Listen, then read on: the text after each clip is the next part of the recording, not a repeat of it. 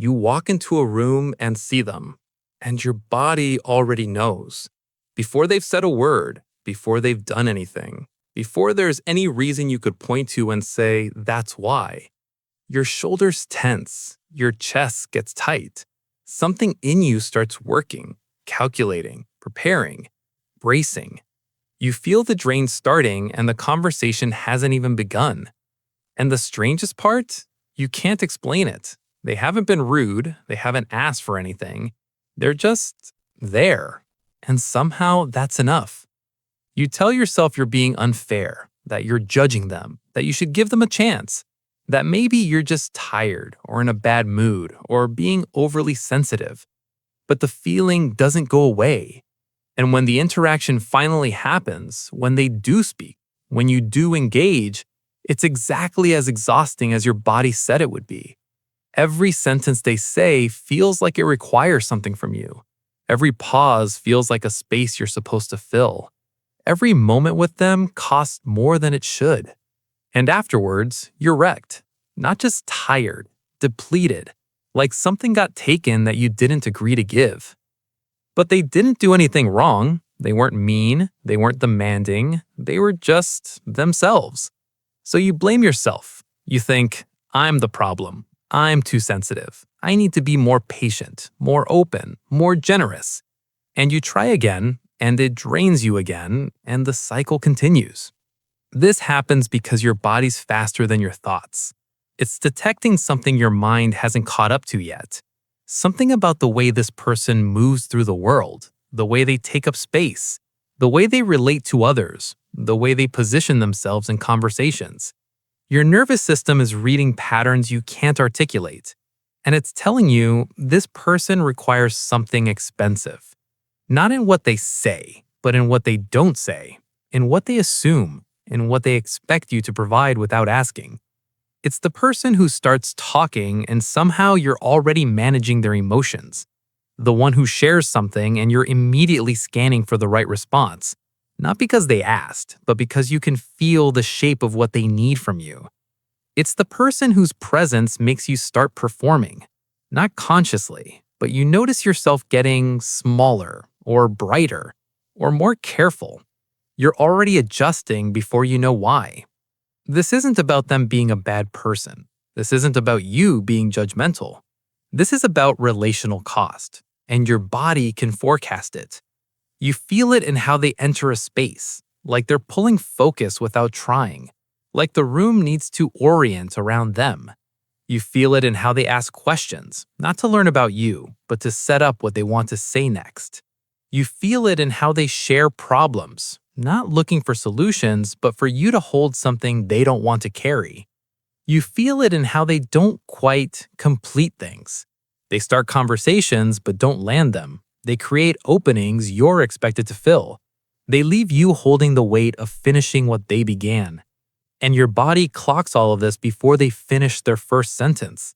So the drain isn't delayed, it's immediate, because your system's already doing the work of what this interaction's about to require. Here's where it gets tricky. These people usually aren't trying to drain you. They're not sitting there thinking, how can I extract energy from this person today? They've just learned to move through the world in a way that works for them. A way where other people do the work of managing, smoothing, filling, stabilizing. And it's worked so well for so long that they don't even see it happening. They're used to people adjusting around them. They're used to their needs being met without having to name them.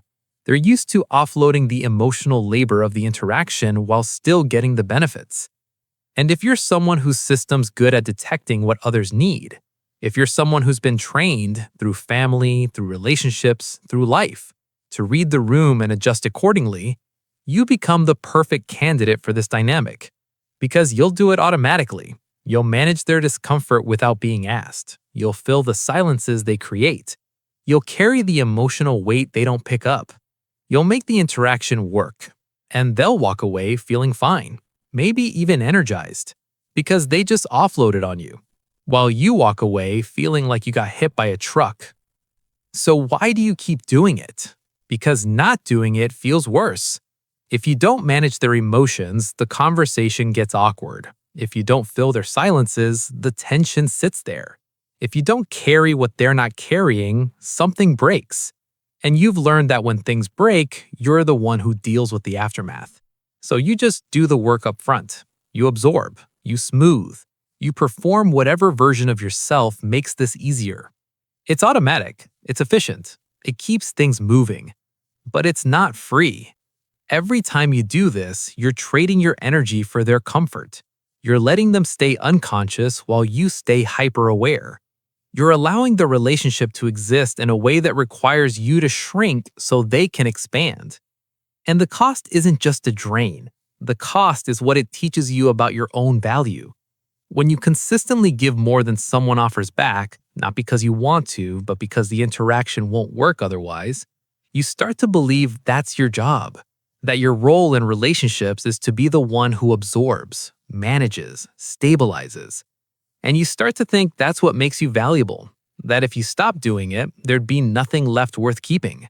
And so, you keep doing it, even when it's killing you. The drain you feel isn't vague, it's specific. It's the feeling of having to be on when you didn't agree to be on, of performing a role you didn't audition for, of doing invisible labor that no one acknowledges because it's so smoothly done they don't even notice. It shows up in how you feel after spending time with them. Not just tired, but emptied, like you gave something you needed to keep. It shows up in how long it takes you to recover. One coffee with them costs you the rest of the day. One phone call requires 2 hours of silence afterwards just to find yourself again. And it shows up in how you start avoiding them. Not because you don't like them, but because you can't afford what they cost. And every time their name pops up, your body says no before your mind can rationalize a yes. But here's what makes it complicated. These are often people you care about. They're not villains, they're not trying to hurt you, they might even love you in their own way.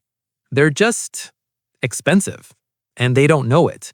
Or they do know it, but they've learned that if they don't acknowledge it, other people will keep paying. And this is rarely the only place the cost shows up.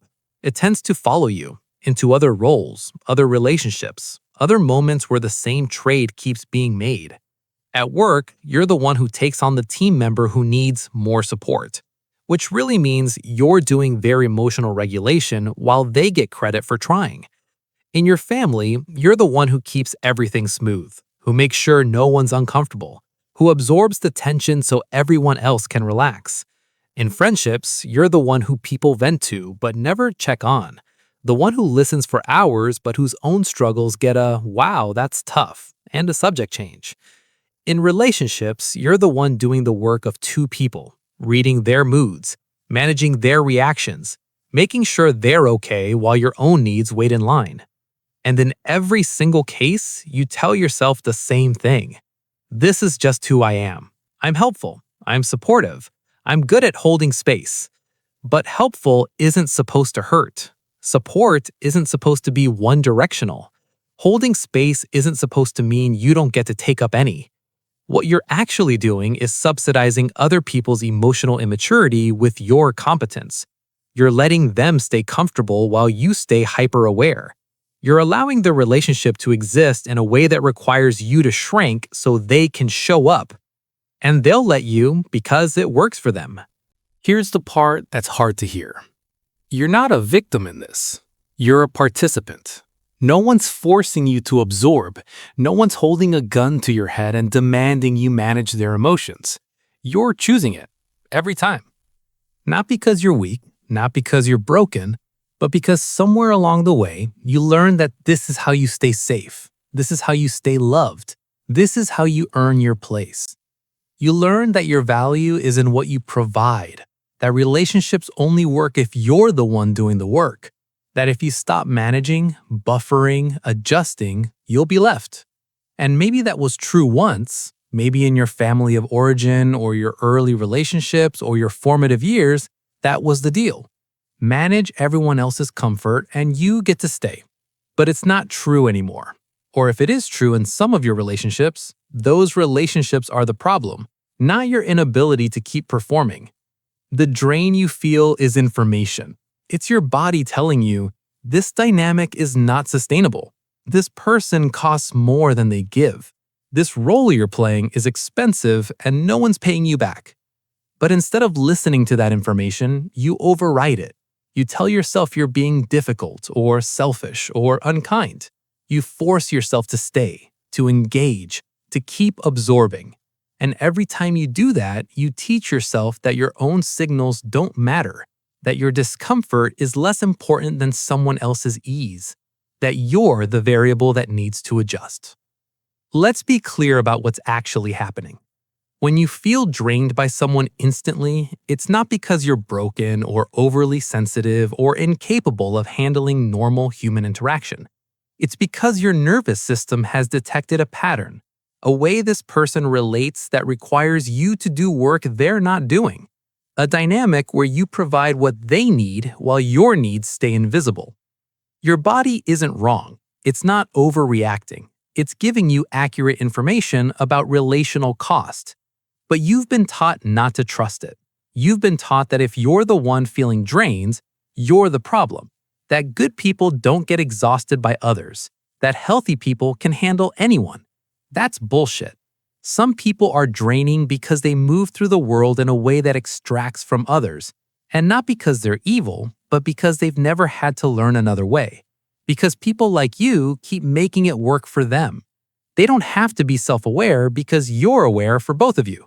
They don't have to manage their emotions because you do it for them. They don't have to carry their weight because you're already carrying it. And as long as you keep doing that, nothing changes. They stay unconscious, you stay exhausted, and the relationship continues in a way that only works because you're doing twice the work. The cost isn't just energy, it's respect. When you consistently overfunction in a relationship, when you're always the one managing, always the one adjusting, always the one making it work, the other person stops seeing you as an equal. Not because they're cruel, but because you've taught them you're the one who handles things. You're the one who doesn't need anything. You're the one who's always fine. And people treat you accordingly. They don't check in because you've never needed checking in on. They don't offer support because you've never asked for it. They don't consider your limits because you've never enforced any. And when you finally do say something, when you finally say, I can't do this anymore, or I need something different, they're shocked. Because from their perspective, everything was fine. You seemed fine, you never said anything. And they're not entirely wrong. You didn't say anything. You absorbed in silence, you managed without complaint, you made it look easy. So the collapse, when it comes, feels like it comes out of nowhere. But it didn't. It was coming the whole time. You just hid it so well that no one saw it building. And here's the thing about the people who drain you.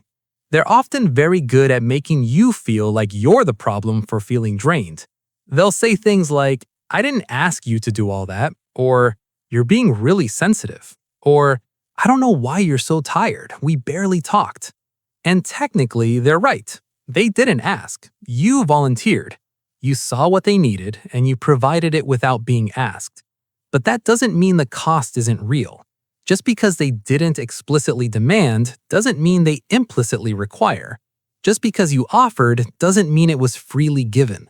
Just because you looked willing doesn't mean you weren't paying a price. And the fact that they can't see that, the fact that they genuinely don't understand why you're drained, tells you everything you need to know about the dynamic. They're not tracking the cost because they're not the ones paying it. They're offloading onto you so smoothly they don't even register it as offloading. It just feels like normal interaction to them. Because it is, for them. This is how relationships work. Other people adjust, other people manage, other people do the invisible labor. So what do you do with this? Nothing. That's not what this is for. This isn't a guide on how to set boundaries or protect your energy or communicate your needs. It's just naming what's happening. Naming why certain people drain you before they've said a word. Because once you see it, you can't pretend it's in your head anymore. You can't keep telling yourself you're too sensitive or too tired or too judgmental. You can't keep blaming yourself for feeling drained by people who take more than they give. Your body knows. It's been trying to tell you.